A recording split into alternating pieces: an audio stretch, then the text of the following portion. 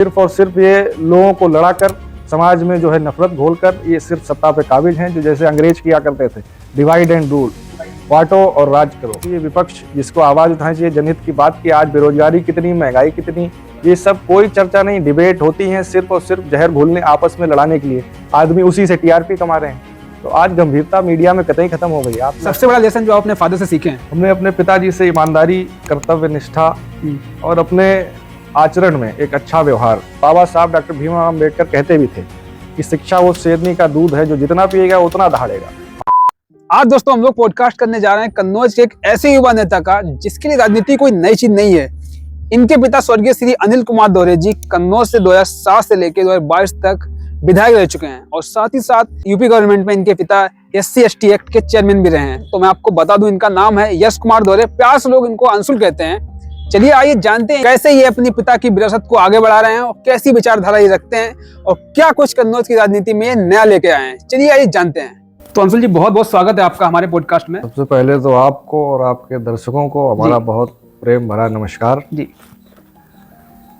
अब चूंकि आप भी कन्नौज के हैं, हमारा शुरुआती जीवन कन्नौज से ही, कन्नौज की ही जो है धरती पर गुजरा है जी।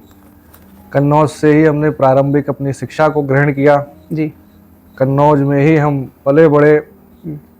शुरुआती दौर में हम अपने गांव ग्राम सभा अनोगी में अपना समय गुजारा।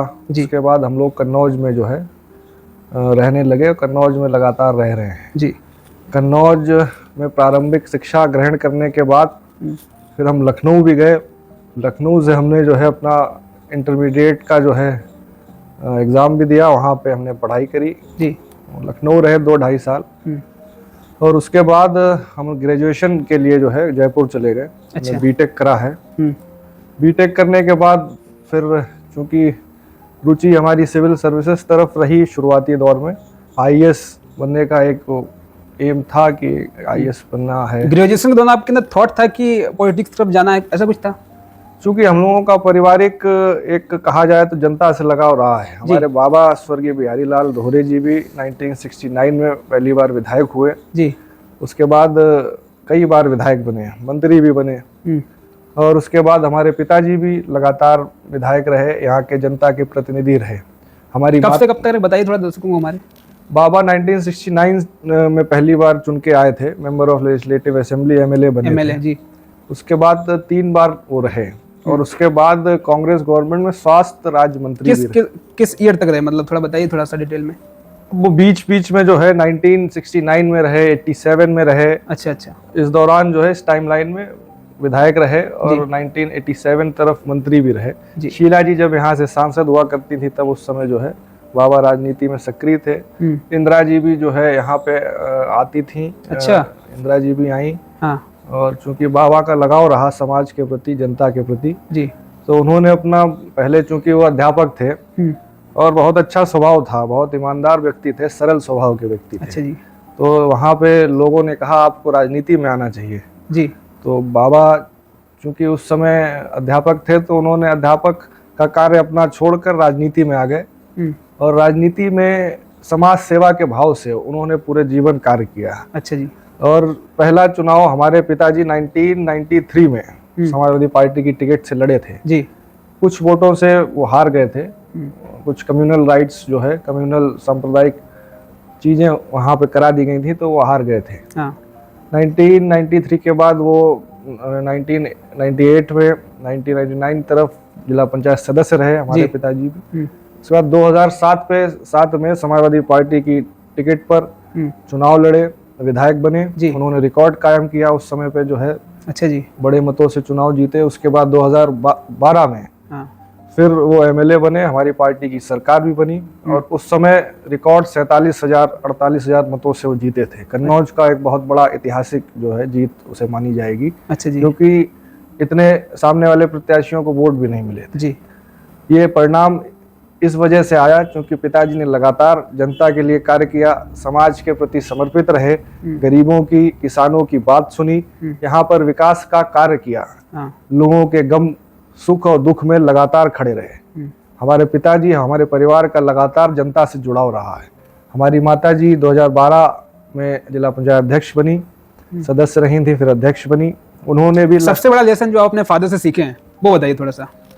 हमने अपने पिताजी से ईमानदारी, कर्तव्य निष्ठा और अपने आचरण में एक अच्छा व्यवहार, एक ईमानदार नजरिया जो है जनता, क्योंकि वो राजनीति करते थे लेकिन कभी उन्होंने राजनीति की सिर्फ और सिर्फ एक माध्यम समझा समाज सेवा का। बिल्कुल बिल्कुल, यही होना चाहिए। तो उन्होंने यही हमें भी सिखाया। हमारे परिवार का ये लगातार एक ये छवि रही है कि ईमानदारी की और समाज सेवा की भावना से कार्य करना, तो वही हमें प्रेरित करता रहा। उसी प्रेरणा के माध्यम से, क्योंकि पिताजी हमारे 2023 5 अक्टूबर को जो है उनका निधन हो गया। अच्छा जी।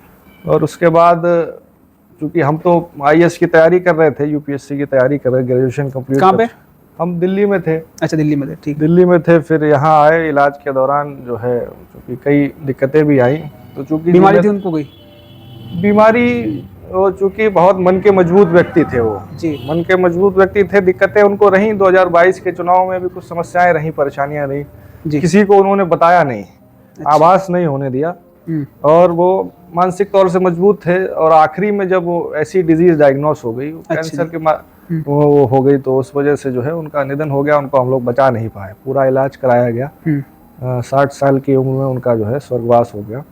उसके बाद जिम्मेदारियों के कारण हम लोगों को यहाँ पे जो है आना पड़ा, और चूंकि इतनी बड़ी पृष्ठभूमि, कन्नौज के वो प्रतिनिधि रहे, हमारे बाबा रहे, तो एक जिम्मेदारी, नैतिक जिम्मेदारी हमारी भी थी। जनता का जो लगाव था, जुड़ाव था, अब जनता ने उम्मीद अपनी जाहिर करी। यहाँ के लोगों ने कहा कि अब आपको आना चाहिए जी, क्योंकि आपका परिवार लगातार हम लोगों के सुख दुख में खड़ा रहा, हम लोगों के हितों की बात करी है। तो वहीं से प्रेरणा मिली, उस प्रेरणा के माध्यम से हम यहाँ आए, समाज सेवा के क्षेत्र में आए हैं। अच्छा जी। तो कन्नौज में राजनीति के क्षेत्र में क्या सबसे बड़ी बात लगती है आपको? क्या चैलेंजेस फेस करे आपने जब आप उतरे? कन्नौज देखिए बहुत ऐतिहासिक शहर कहें, क्षेत्र कहें, बहुत ऐतिहासिक रहा है। अगर हम इतिहास पे जाएं तो कन्नौज का महत्व बहुत बड़ा रहा है। कन्नौज एक समय पे देश की राजधानी भी थी। बिल्कुल बिल्कुल। कन्नौज का इतिहास बहुत भव्य है जी। और यहाँ पे जो है, क्योंकि हमारा परिवार लगातार आज़ादी के बाद से यहाँ के लोगों से जुड़ा रहा, और हमें नहीं लगता है कि कोई परेशानियां तो आती हैं, व्यक्ति के जीवन में आती हैं। राजनीति, कई तरीके के लोग होते हैं राजनीति के क्षेत्र में, लेकिन हम लोग नेगेटिविटी पे ध्यान नहीं देते हैं। हमारे परिवार ने सदैव सकारात्मक सोच रख के, पॉजिटिविटी के विचार से जो है कार्य किया है, तो इसलिए कभी परेशानी आई नहीं। परेशानी हम लोगों ने मानी भी नहीं। जो हो सका हम लोगों से, हमारे जनता के लोगों के लिए, हमारे पीड़ित, दुखी, अपमानित, हमारे किसान, गरीब और हमारे नौजवानों के लिए, हमारे परिवार, हमारे पिताजी, बाबा, हमारे माताजी ने सदैव उनके हितों की बात करी है। जो व्यक्ति अच्छे कर्म करता, अच्छी नियत से करता है, बिल्कुल, तो प्रकृति भी उसका साथ देती है। इसलिए दिक्कतें तमाम आती हैं, तो हम लोग उस पर नहीं गौर करते। परिवारवाद की जगह मतलब परिवार, एक नेपोटिज्म वर्ड आपने सुना होगा, वो हर जगह आता है। तो जो असली में राजनीति में आके समाज में अच्छा बदलाव करना चाहता है, और एक जो पहले से ही राजनीतिक फैमिली से हो, तो क्या मतलब आपको लगता है कि लोग डब्बा लगा देते कि अरे ये तो है तो बन जाएगा, ऐसा कुछ है? तो बताइए उसके बारे में थोड़ा सा। देखिए, जीवन में संघर्ष जो करता है वो काम हासिल करता है जी। परिवारवाद, आप एक बात सोचिए, जिसके परिवार ने त्याग किया हो, संघर्ष किया हो, सेवा करी हो, अगर विरासत में उसको त्याग, सेवा की भावना मिली हो, बिल्कुल, तो उसके अंदर जज्बे से कार्य करने की एक ऊर्जा भी रहती है। बिल्कुल, कभी भी संघर्ष करने से पीछे नहीं हटता, त्याग करने से पीछे नहीं हटता। बिल्कुल, वो पारिवारिक मूल्यों से जुड़ा रहता है। इसलिए ये लोग हैं, कुछ लोग कहते हैं नेपोटिज्म और ये सब चीज़ें अलग बात है, लेकिन हमारे परिवार ने सदैव त्याग किया है, संघर्ष किया है, लोगों के हित की बात करी है, और हम लोग भी इन्हीं चीज़ों पे कार्य करते हैं। बाकी ये सब चीज़ें चलती रहती, राजनीतिक प्रतिद्वंदता है, तमाम लोग तमाम चीज़ें कहते हैं, और ऐसा नहीं है। कई लोग जो हैं, बड़े महापुरुषों को आप देखेंगे, संघर्ष के माध्यम से पहुँचे हैं वहाँ तक। तो संघर्ष जो व्यक्ति करेगा, कहीं भी होगा, वो अलग निखर के आएगा। तो इसलिए संघर्षवान व्यक्ति, संघर्षशील व्यक्ति अपने आप सामने आता है। और चुनाव तो जनता जिताती है, चुनाव कोई परिवार तो जिताता नहीं। बिल्कुल सही बात है, चुनाव तो जनता जिताती है। कन्नौज की राजनीति की जब बात आती है तो ऑटोमेटिकली अखिलेश यादव जी का नाम आ जाता है। तो आप उनके बारे में क्या सोचते हैं? अखिलेश यादव जी बहुत अच्छे दिल के इंसान हैं, और बहुत अच्छा उनका विजन है। देश को, प्रदेश को, समाज को आगे ले जाने का विजन है। तो मानिए अखिलेश जी को हर चीज़ का ज्ञान है, हर चीज़ का अनुभव है उनको, क्योंकि वो बहुत अच्छे लिसनर भी हैं, चीज़ों को सुनते हैं, चीज़ों को सुनकर लोगों के दुख दर्द को समझते हैं, ऐसा नेता हमें नहीं लगता आज के परिवेश में, राजनीतिक परिवेश में कोई होगा। अच्छी नीयत, अच्छी ईमानदारी से कार्य करना, जो बोलते हैं वो करते हैं, क्योंकि हमारी भारतीय अर्थव्यवस्था किसानों पे बहुत हद तक निर्भर है, बिल्कुल निर्भर है, और नौजवानों की, क्योंकि डेमोग्राफिक डिविडेंड जो इंडिया का है, यंग एज के लोग ज़्यादा हैं। अखिलेश जी हर वर्ग की दिक्कतों को समझते हैं, हर वर्ग के लिए कार्य करते हैं, उनके मन में कभी भेदभाव नहीं रहा। आपको मिलना हुआ कभी उनके साथ? हम लोग कई बार मिले हैं, मिलना होता रहता है, हम प्रेरणा मिलती है उनसे। क्या सीखते हैं आप उनको देख के? यूपी की उन्होंने कमान भी संभाली है, उन्होंने जिम्मेदारी से, आज भी उन पर कोई वो नहीं उंगली उठा सकता है, इन्होंने जो है जनता के लिए कहीं भी कुछ गलत किया हो। तो माननीय अखिलेश जी हम सब लोगों के प्रेरणा स्रोत हैं। वो ऐसा नेता हम लोगों को मिला है तो जनता के लिए कार्य करता है, जनता की भावना को समझता है और विकास का विजन रखता है, विकास की राजनीति करता है, सकारात्मक राजनीति करता है। तो हम लोग सौभाग्यवान हैं कि ऐसा हम लोगों को नेता मिला। आज जो हमारा संविधान मौजूदा सरकार में इस तरीके से संविधान की धज्जियां उड़ाई जा रही हैं, भाजपा सरकार जब से ये सरकार शासन में आई है, लगातार किसानों के हितों पर डाका डाल रही है, नौजवानों के रोजगार पर डाका डाल रही है। आज कितनी खराब कानून व्यवस्था है, आपने देखा होगा अभी हमारे चीफ जस्टिस ऑफ इंडिया पर एक हमला करने का प्रयास किया गया। कितनी घटनाएं लगातार होती रहती हैं, लगातार जो है ये प्रहार करने का कार्य कर रहे हैं, बाबा साहब के विचारों को खत्म करना चाह रहे हैं। हम लोग जब तक जीवित रहेंगे, राजनीति में रहेंगे, हमारे नेता लगातार इस चीज़ का विरोध कर रहे हैं। तो आप क्या कहना चाहोगे, मतलब करप्शन कैसे खत्म कर सकते हैं हम लोग? आज पैसे के बिना कोई काम नहीं होता है। पैसा, भ्रष्टाचार इतना संलिप्त हो गया है कि गरीब आदमी बेचारा अपना कार्य कराने जाए तो उसको बिना पैसे के कोई पुलिस काम नहीं करती, कोई तहसील में काम नहीं होता। इतना भ्रष्टाचार इस सरकार में हो गया है। आप पीछे उठा के देखें तो पीछे जनता के प्रतिनिधियों की बात सुनी जाती, जनता की बात सुनी जाती थी। आज लोगों को परेशान किया जा रहा है। आज ये सरकार जब करप्शन को बढ़ावा दे रही है, आज हम सब लोग जो है ये जो भ्रष्टाचार है, जहाँ जहाँ ऐसी घटनाएं मिलती हैं, हम लोग जाते हैं, आवाज़ उठाते हैं। जब सरकार चाहेगी तभी इन सब चीज़ों पर लगाम लगाया जाएगा, जब सरकार नहीं चाहेगी तो कैसे लग पाएगा, आप बताइए। अभी आपने देखा होगा कि मीडिया पे लोग कम ट्रस्ट करते हैं, मीडिया को लोग गोदी मीडिया कहने लगे हैं। क्या आपको लगता है कि सच में मीडिया बिक चुकी है? देखिए 2014 के बाद से मीडिया की विश्वसनीयता, आप अंतर्राष्ट्रीय मीडिया से अगर कंपेयर करेंगे भारतीय मीडिया को, लगातार उसके ग्राफ में गिरावट आई है। और आप देखते भी होंगे जो असल मुद्दे हैं, जो जनता के मुद्दे हैं, वो मीडिया कभी नहीं दिखाती है। विपक्ष को मीडिया कभी नहीं दिखाती है। जो जनहित की बात है वो मीडिया कभी नहीं करती है। आज मीडिया के लोग पूंजीवाद के झांसे में आकर, आज लालच में कह लें या दबाव में कह लें, लगातार भारतीय जनता पार्टी की नीतियों का प्रचार करने कार्य करती है। अब इतनी ज़्यादा खराब परिस्थितियाँ हो गई, चूँकि लोकतंत्र का एक अंग कहा जाता है मीडिया। आज मीडिया की इतनी दयनीय स्थिति है, जिसको आवाज़ उठानी चाहिए विपक्ष, जिसको आवाज़ उठानी चाहिए जनहित की बात की। आज बेरोजगारी कितनी, महंगाई कितनी, ये सब कोई चर्चा नहीं। डिबेट होती हैं सिर्फ और सिर्फ जहर घोलने, आपस में लड़ाने के लिए। आदमी उसी से टीआरपी कमा रहे हैं। तो आज गंभीरता मीडिया में कतई खत्म हो गई। आप चाहे तो उठा के देखें, कंपेयर करें अंतर्राष्ट्रीय मीडिया से, आज स्तर बहुत गिर गया है मीडिया का। तो मीडिया तो मान लो बिक चुकी है, लेकिन अभी क्या है, मीडिया बहुत सारे यूट्यूबर इन्फ्लुएंसर हैं, वो आगे बढ़ के आ रहे हैं। आपने नाम सुना होगा ध्रुव राठी का? तो जैसे बहुत सारे अभी एक हैं रवीश कुमार हैं अपने, वो आवाज उठा रहे हैं। तो क्या लगता है आपको, मतलब ऐसे लोगों के लिए क्या कहना चाहोगे आप? देखिए जो निष्पक्ष लोग हैं उनको प्लेटफॉर्म तो चाहिए अपनी बात रखने के लिए। अपनी बात वो रख रहे हैं, अगर समाज को जागरूक कर रहे हैं डिजिटल मीडिया के प्लेटफॉर्मों के माध्यम से, फेसबुक हो गया या फिर यूट्यूब हो गया, तो आज कम से कम गनीमत है कि ये बात तो कहीं ना कहीं किसी ना किसी के माध्यम से आ भी रही है। कि आज सोशल मीडिया पे कुछ ऐसे लोग हैं जो सच्चाई दिखाते हैं, बताते हैं, विपक्ष की आवाज़, जनता की आवाज़, जो मुद्दे हैं उसको उठाते हैं। इसके लिए उनका धन्यवाद देना चाहेंगे ऐसे लोगों का। कन्नौज को वर्ल्ड वाइड परफ्यूम के लिए जाना जाता है। इतना विकास नहीं हो पाया जितना कन्नौज डिजर्व करता है। Kannauj perfume capital of India भी है। आज भी ट्रेडिशनल मेथड से, जो पौराणिक तरीके हैं उनसे यहाँ पे जो है इत्र निकाला जाता है।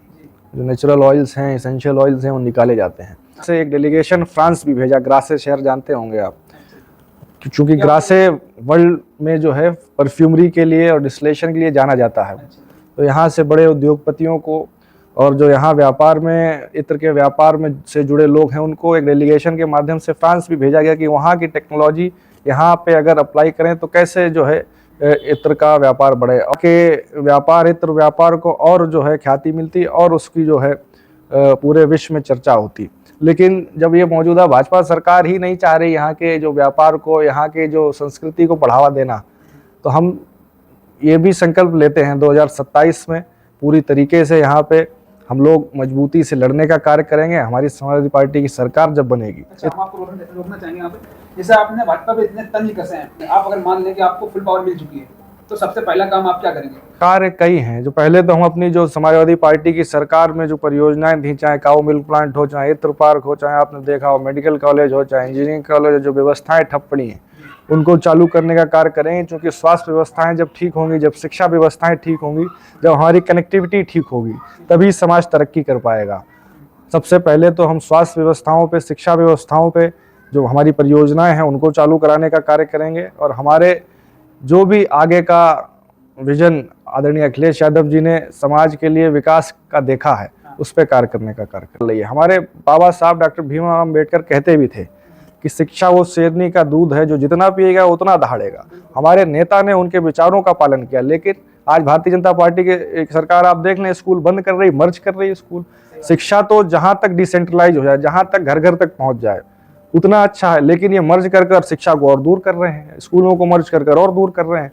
तो ये नीति कब से आप समाज सेवा कर रहे हैं, मतलब कब से पॉलिटिक्स में आए हैं? चूंकि हमारा लगातार जब से हम अब हमारा परिवार लगातार समाज सेवा में रहा, तो हमारा एक एटमॉस्फेयर इन्वायरमेंट जो है, जब से हमारी पैदाइश हुई, जब से हमने जो है देखना सुनना समझना सीखा, तब से ही लगातार हमारे इर्द गिर्द जो है समाज सेवा का एक भाव चूंकि हमारे परिवार में लगातार रहा है, तो तब से ही है। कोई अभी से नहीं ये नया लगा आ गया। क्योंकि व्यक्ति की जब अपब्रिंगिंग होती है, जब उसकी परवरिश होती है, जो मूल्य जो संस्कृति उसके इर्द गिर्द होते हैं, उसका प्रभाव व्यक्ति पे पड़ता है। तो लगातार हमारे घर का माहौल ऐसा रहा, लगातार सेवा भाव से पिताजी काम करते रहे, देखते रहे, उनको देखा, हमारे बाबा हमारे माता जी को देखा, तो एक भाव शुरू से ही रहा समाज सेवा का, तो ये भाव लगातार रहा। में एक सबसे टफ तो यही रहा कि हमारे पिताजी नहीं रहे। पिता का साया ना होना एक बहुत कठिन परिस्थिति होती है, क्योंकि अब हम अकेले हैं घर में और सारी जिम्मेदारियां हम स्वयं निर्वाह करते हैं, और प्रकृति है, ऊपर वाला है, हिम्मत देता है सब। तो सबसे टफ तो यही रहा कि पिताजी नहीं रहे। तो पिता व्यक्ति का संसार होता है, पिताजी नहीं रहे तो फिर कई चीज़ें डिस्टर्ब हुई, फिर ठीक करी।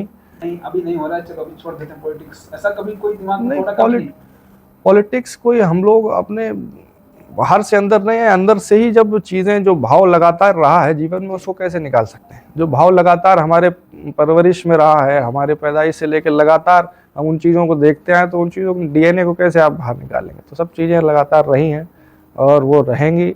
परिस्थितियाँ चाहे जितनी भी कठिन हो, समाज सेवा हम लोग लगातार करते रहेंगे। गरीबों, किसानों, नौजवानों की आवाज़ लगातार उठाते रहेंगे।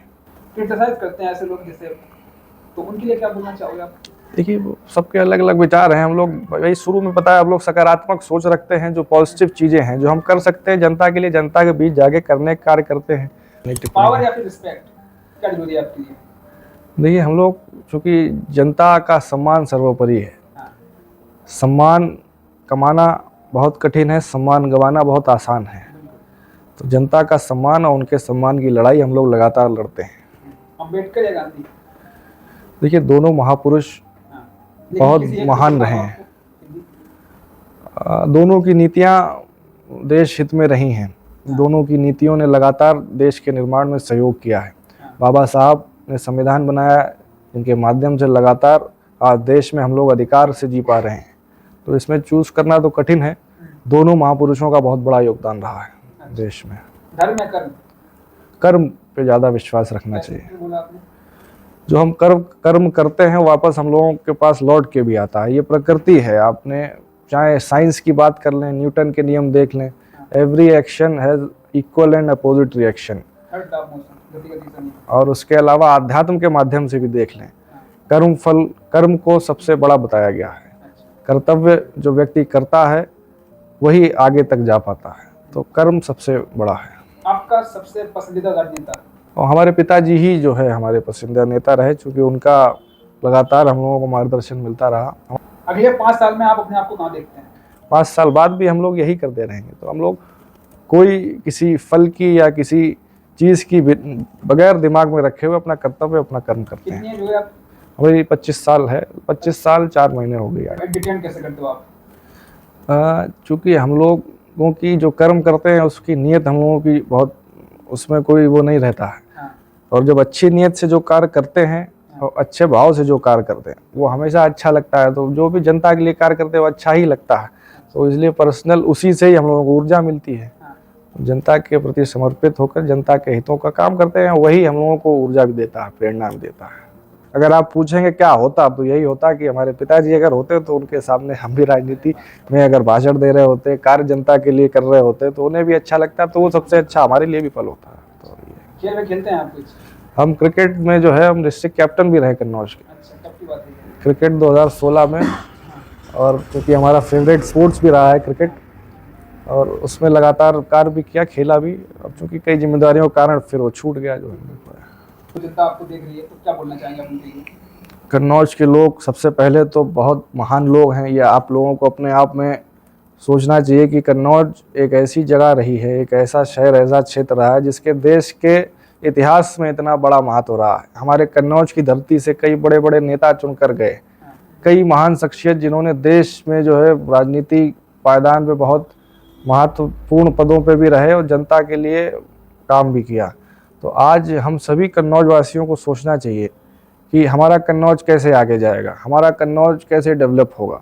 एक ये निवेदन करना चाहेंगे, क्योंकि राजनीति समाज में बहुत प्रभाव डालती है।